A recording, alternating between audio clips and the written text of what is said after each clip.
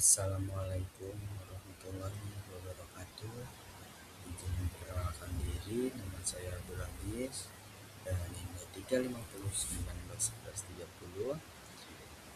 Izin untuk mempresentasikan hasil kajian penemuan dan pengembangan golongan obat parasimpatik dengan reseptor muskarinik sebagai stimulasi GL atau urin.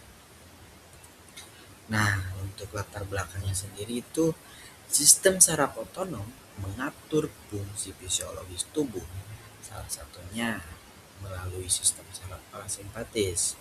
Nah, jadi sistem ini bekerja menggunakan neurotransmitter asetilkolin yang berikatan dengan reseptor muskarinik. Untuk parasimpatis mimetiknya sendiri adalah penggolongan obat yang meniru kerja sistem saraf parasimpatis untuk meningkatkan aktivitas organ diserap. Jadi obat ini bermanfaat untuk meningkatkan motilitas saluran gastrointestinal atau biasa disebut dengan GL dan merangsang kontraksi si kandung kemih. Untuk target biologisnya sendiri itu reseptor muskarinik, yang dimana reseptor muskarinik ini bersifat metabotropik dan bekerja melalui perantara protein G. Nah, untuk reseptor muskarinik ini memiliki 5 subtype, yaitu M1, M2, M3, M4, dan M5 dengan distribusi jaringan yang berbeda. Untuk reseptor M3-nya sendiri itu ditemukan pada otot polos dan kelenjar eksokrin. Aktivitas M3 menyebabkan kontraksi otot polos GL dan kandung kemih serta meningkatkan sekresi cairan pencernaan.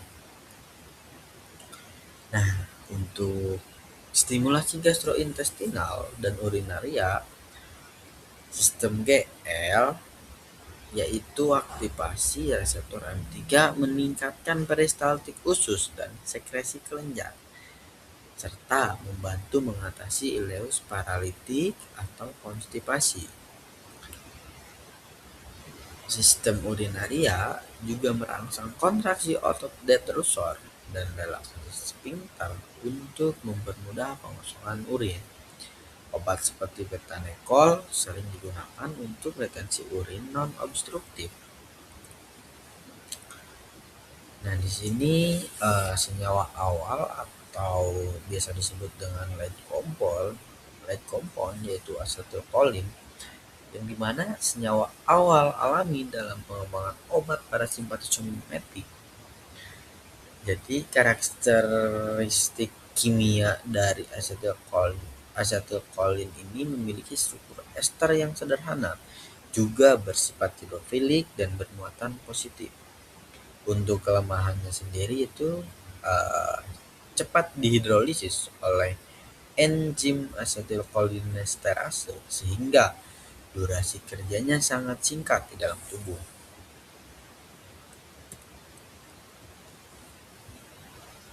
Untuk hubungan struktur aktivitasnya atau biasa disebut dengan SAR, yaitu ada gugus amonium. Keberadaan muatan positif sangat krusial untuk interaksi dengan reseptor muskarinik. Nah, untuk modifikasi ester itu mengubah gugus ester asetilkolin bertujuan meningkatkan ketahanan terhadap hidrolisis enzimatik atau stabilitasnya. Nah, untuk amonium kuartanarnya sendiri ini, modifikasi ini meningkatkan selektivitas perifer dan membatasi penetrasi ke sistem saraf pusat atau SSP guna menekan efek samping. Nah, untuk senyawa hasil pengembangannya sendiri itu ada betanekol, yaitu agonis muskarinik langsung yang stabil dan selektif terhadap reseptor muskarinik. Juga efektif untuk motilitas GL dan urinaria. Lanjut ada neostigmin, yaitu parasimpatis mimetik kerja tidak langsung yang menghambat enzim asetilkolinesterase gitu. Nah, untuk obat neostigmin ini meningkatkan kadar asetilkolin endogen untuk memperkuat stimulasi pada organ target. Nah, selanjutnya ada aktivitas farmakologi dan keamanan. Untuk aktivitasnya sendiri itu sangat dipengaruhi oleh struktur kimia, terutama jarak optimal antara gugus ester dan nitrogen kuarterner. Aktivitas itu sangat dipengaruhi oleh struktur kimia, terutama jarak optimal antara gugus ester dan nitrogen kuarterner gitu. Nah, untuk efek sampingnya sendiri itu stimulasi parasimpatis berlebih dapat menyebabkan diare. Jadi menstimulasi parasimpatis berlebih itu dapat menyebabkan diare, kram abdomen, bradikardia, dan hipersalivasi gitu. Lanjut, peningkatan selektivitas terhadap reseptor perifer adalah kunci utama dalam meningkatkan profil keamanan obat. Untuk kesimpulannya sendiri yaitu parasimpatis mimetik berperan penting dalam terapi gangguan motilitas gel dan retensi urin melalui aktivitas reseptor muskarin ini, terutama pada M3 gitu. Jadi melalui optimasi struktur kimia dari asetilkolin dihasilkan senyawa yang lebih stabil, selektif, dan aman gitu secara klinis. Nah, untuk pendekatan kimia medisinal sangat krusial dalam meningkatkan efektivitas terapi dan meminimalkan efek samping sistemik. Jadi untuk kesimpulannya sendiri ini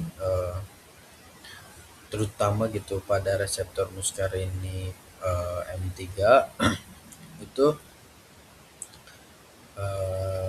menghasilkan senyawa yang lebih stabil, selektif, dan aman secara klinis gitu tentunya. Nah, untuk tujuannya sendiri itu yaitu untuk meningkatkan efektivitas terapi dan meminimalkan efek samping sistemiknya gitu.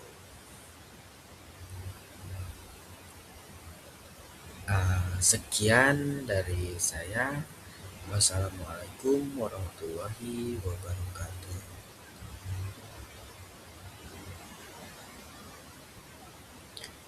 Sekian yang dapat saya sampaikan. Kurang lebihnya mohon maaf. Bila ada kata-kata yang tidak mengenakan, mohon dimaafkan. Sekian yang saya dapat sampaikan. Wassalamualaikum warahmatullahi wabarakatuh.